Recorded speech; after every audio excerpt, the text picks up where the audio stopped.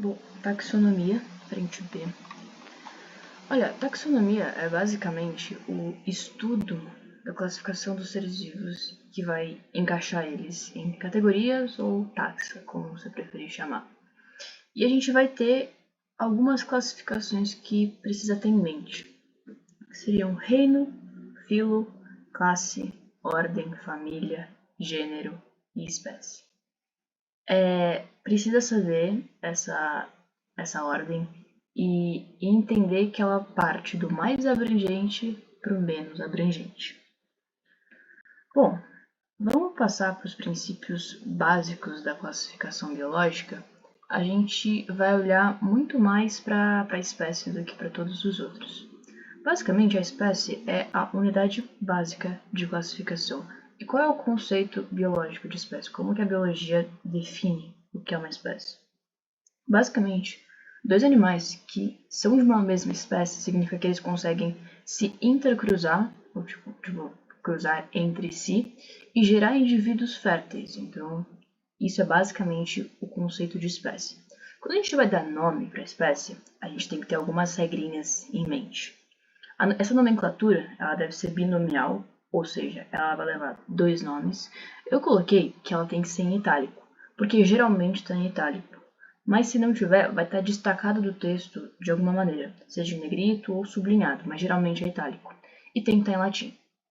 Então, o primeiro nome dessa nomenclatura aí vai indicar o gênero e vai ser escrito com letra maiúscula. O segundo nome vai indicar o epíteto específico e vai estar em letra minúscula. Simples assim. Falando agora das propostas dos reinos, a gente vai ter 5, e antes de explicar os 5 reinos, eu vou relembrar alguns nomes que a gente vai usar para classificar esses reinos. Primeira coisa, quando eu digo que um ser vivo é unicelular, eu digo que basicamente ele é formado por uma única célula. Se ele é pluricelular, ele é formado por várias células. Um indivíduo que tem uma célula eucarionte significa que essa célula ela tem núcleo. Já o procarionte são células que não têm núcleo. Um ser vivo que é autótrofo, ele é capaz de produzir o seu próprio alimento. Um que é heterótrofo, ele não é capaz de produzir o seu próprio alimento. Então, sabendo dessas definições, a gente vai conseguir descrever os reinos certinho. O primeiro reino é o reino Monera, que são seres que são unicelulares, são procariontes, eles podem ser tanto autótrofos ou heterótrofos. E as principais espécies, aí a gente vai ter as bactérias e as cianobactérias. O reino protista, eles podem ser tanto unicelulares quanto pluricelulares. As células são eucariontes e eles podem ser tanto heterótrofos quanto autótrofos. E aí as principais espécies a gente vai ter os protozoários e algumas algas. O reino animalia, a gente vai ter seres que são pluricelulares, que têm células eucariontes, são heterótrofos e têm tecido. Eu usei o tem tecido porque tem um que tem uma descrição muito parecida e não tem tecido. Mas basicamente é isso. E as principais espécies são moscas, nós, seres humanos, esponjas. E aí tem o reino fungi, que são seres tanto unicelulares quanto pluricelulares. Eles vão ter células eucariontes, eles não têm tecido e eles são heterótrofos. E aí as principais espécies, lógico, são os fungos, a gente vai ter também mofo e leveduras. O reino plant, a gente vai ter seres que são pluricelulares, eucariontes e autótrofos. Eu acho que vale lembrar que os seres que fazem parte do reino plant, eles têm as células vegetais. A gente não estudou ainda, mas vai estudar um pouquinho mais para frente.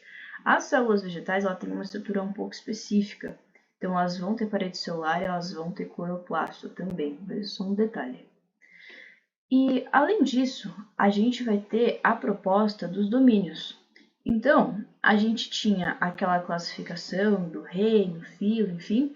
Os domínios é como se eles estivessem acima dos reinos. Eles pegam uma galera maior ainda. E aí, a gente tem 3. O primeiro é o reino arque. Então, a gente vai ter seres que são procariontes, são unicelulares. E a principal característica desse reino, desse domínio, é que são organismos extremófilos. O que isso significa? Qualquer condição extrema que você consiga pensar. Então, eles vão conseguir sobreviver. Então, um lugar com muito frio, um lugar muito calor, um lugar com muito metano.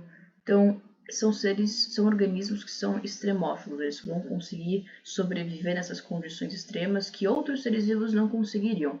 E aí fazem parte desse grupo as arqueias.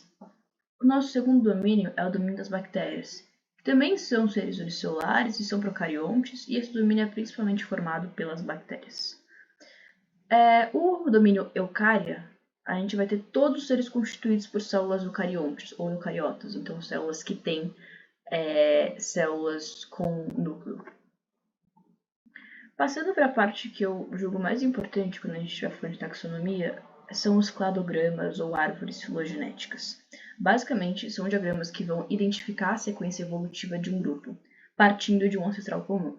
Então, isso aqui é um cladograma e a gente tem que ter uma noção básica dele. O cladograma, ele sempre vai partir de baixo para cima. Então, aqui seria o mais antigo e aqui seria o mais novo. Cada nó significa um ancestral comum. Não significa uma característica nova. Significa um ancestral comum. Então, a partir desse ancestral, surgiu A, depois surgiu esse ancestral, aí surgiu B, C e D. O que a gente vai precisar saber para a prova? Identificar um grupo monofilético e um parafilético. Tem outras coisas dentro dessa parte de cladograma, mas a gente não vai precisar saber para essa prova. Então, um grupo monofilético, o que é? Como que a gente vai identificar? A definição é basicamente indivíduos que são originados de um mesmo ancestral. Ponto. Então, olhando para esse cladograma aqui, eu poderia dizer que temos alguns grupos monofiléticos. E quais seriam eles? A, B, C, D. Então, esse ancestral, ele gerou A, gerou B, gerou C e gerou D. Então, esses quatro fazem parte de um grupo monofilético. Mas eu tenho mais. O C, o B, o C e o D também fazem parte de um grupo monofilético. Por quê? Porque esse ancestral gerou os três também. E eu tenho mais um grupo monofilético, que seria C e D, que são originados por esse ancestral aqui. Então, para você determinar um grupo monofilético, é só você pegar o ancestral e pegar todo mundo que esse ancestral originou. Não precisa ser o mais recente.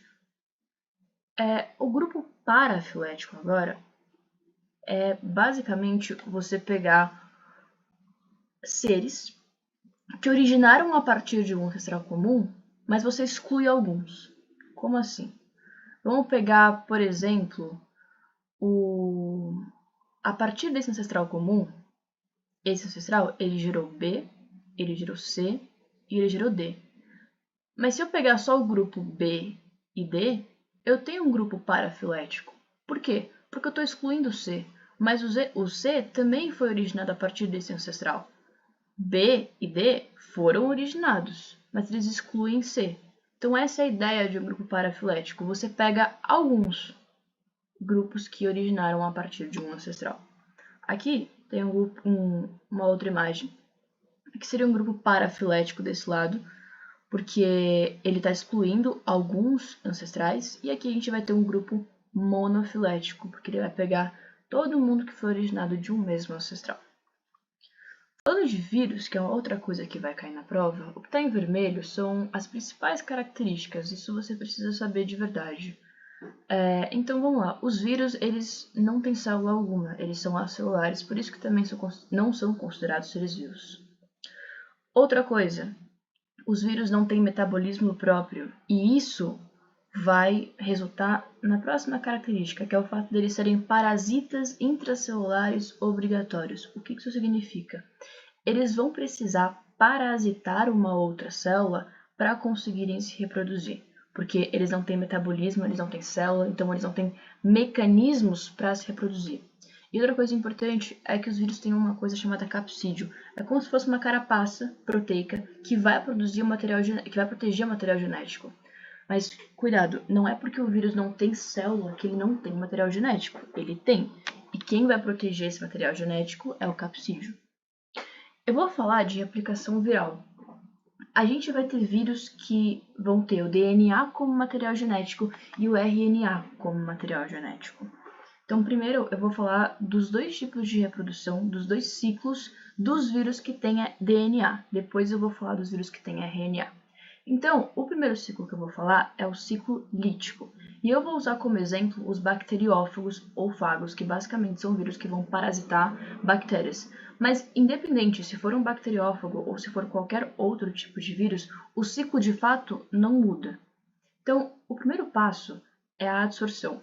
Basicamente, você tem a célula e o vírus vai se aderir à parede da bactéria, da célula da bactéria. Depois disso, o que ele vai fazer? Ele vai injetar o seu DNA na bactéria. Depois que ele fez isso, com a bactéria, ela tem célula, enfim, a bactéria consegue passar por um processo de replicação. E é justamente isso que vai acontecer. Você não precisa saber descrever de fato como acontece a replicação, mas saiba que acontece primeiro a replicação, depois a transcrição e depois a tradução, igual a gente viu na frente A. A partir do momento que esse processo aconteceu, você vai ter a montagem de novos vírus, você vai ter novos vírus sendo produzidos. Só que vai chegar um momento que esses outros vírus também vão injetar o seu DNA e esse DNA vai sofrer replicação, transcrição, tradução. Vai chegar um momento que essa célula vai ter muitos vírus e ela vai estourar. Esse momento de rompimento da célula a gente vai chamar de lise. Então, é basicamente isso o ciclo lítico. Ainda em vírus que têm DNA como material genético, a gente tem o ciclo lisogênico. O ciclo lisogênico, ele se parece com o lítico, mas ele tem uma coisa, uma diferença que vai ter alguns passos a mais nesse ciclo. O que acontece? Em alguns casos, o DNA do vírus passa a fazer parte do cromossomo bacteriano, como está mostrando nessa imagem aqui. O vírus, o DNA do vírus, essa parte azul, e o que está em roxo seria o cromossomo bacteriano. Ele passa a fazer parte, ele não está separado igual era no ciclo lítico. Então, o que vai acontecer? Os dois primeiros passos são iguais. O vírus vai chegar, vai se aderir à parede da bactéria e ele vai injetar o DNA. O que vai acontecer? O DNA do vírus vai se integrar no cromossomo bacteriano. E aí, as bactérias, elas estão se multiplicando, elas estão se dividindo, né, por fissão binária. E a partir do momento que elas estão se multiplicando e o DNA do vírus está no cromossomo da bactéria, nessas divisões, essas novas bactérias vão ter o DNA viral. Só que vai chegar um momento que esse DNA do vírus vai se separar do cromossomo bacteriano e aí vai começar o que aconteceu no ciclo lítico, um processo de replicação, depois transcrição e tradução. E aí você vai ter novos vírus e vai chegar um momento que essas células vão estar cheias desses vírus e a célula vai romper. Então você vai ter a lise da célula. Então, só para retomar, a diferença do ciclo lisogênico para o ciclo lítico é que no lisogênico o DNA do vírus vai começar a fazer parte do cromossomo bacteriano. Então, quando a bactéria for se dividir, as novas bactérias também vão ter o DNA viral, certo? Bom, falando agora dos vírus com RNA, a gente tem alguns tipos e a gente vai estudar só um deles, que são os retrovírus. Nem todo vírus que tem RNA é retrovírus, mas todo retrovírus tem RNA como material genético. E como que eu posso definir um retrovírus? O que faz um retrovírus ser um retrovírus? O que acontece? O retrovírus tem o RNA como material genético. E eles têm uma enzima muito importante que precisa saber o nome, que é a transcriptase reversa. Basicamente, o nome é meio intuitivo, transcriptase reversa. Então, vai transformar o DNA, o RNA, em DNA, que é o caminho reverso da transcrição convencional. Então, na transcrição, lógico, você vai ter DNA se transformando, entre aspas, em RNA. Só que nesse caso, com os retrovírus, a gente vai ter o RNA se transformando em DNA. E o maior exemplo de retrovírus, também é bom saber, é o HIV. E como que acontece? Nesse momento é legal lembrar um pouco de replicação, de bases nitrogenadas, e vou passar um pouco por cima disso agora. Primeira coisa, é bem parecido com os outros primeiros passos, a adesão do vírus, Ele vai se aderir à membrana da bactéria, vai injetar o seu RNA e junto com o RNA a transcriptase reversa. Qual que é a função da transcriptase? Vamos lembrar que o RNA é formado por uma fita molde, por uma fita simples. E aí, a transcriptase reversa vai usar esse RNA como uma fita molde para fabricar o DNA. Então, por exemplo, se as 3 primeiras bases nitrogenadas do RNA viral forem adenina, guanina e citosina, do DNA vai ser timina, citosina e guanina. Lembrando das bases nitrogenadas, adenina pareia com timina, citosina pareia com guanina. Mas só uma observação, RNA não tem timina, tem uracila. Então, você nunca vai ver o Tzinho nas bases nitrogenadas do RNA. Então, o RNA pode ter uracila e esse DNA que vai ser fabricado a partir do RNA vai ter a adenina para parear com a uracila. Então, sabemos que a estrutura do RNA é uma fita única, só que o DNA é uma fita dupla. O que vai acontecer? A transcriptase reversa vai usar o RNA viral como uma fita molde para fabricar um DNA de fita simples, de fita única. A gente chama esse DNA de cDNA, de DNA complementar. O que vai acontecer? Logo depois disso, fabriquei o DNA, essa fita simples do DNA, o RNA viral vai ser degradado. Por quê? Porque ele não é mais útil. Eu já usei ele de molde para fabricar uma fita de DNA e não preciso mais dele. Então ele vai ser degradado, ele vai ser destruído, jogado fora. Agora, o que acontece? Eu tenho um DNA de fita simples, mas o DNA ele é de fita dupla. O que vai acontecer? O mesmo processo que aconteceu com o RNA. Esse DNA de fita simples que acabou de ser produzido vai servir de molde para a síntese, para a produção de uma fita complementar. E aí você vai ter um DNA de fita dupla. E o que vai acontecer depois que você tem isso? Esse DNA vai se incorporar ao DNA da célula hospedeira. E aí você vai ter um processo de transcrição, tradução, e você vai ter novos vírus, e aquela mesma coisa. Vai ter um momento que vai ter muitos vírus nessa célula, e essa célula vai se romper, vai ter a lise. Só uma observação, além da transcriptase reversa, os retrovírus têm enzimas como integrase e protease. O que acontece? O tratamento contra um retrovírus é chamado de terapia antirretroviral. E o que precisa ter nesses medicamentos dessa terapia?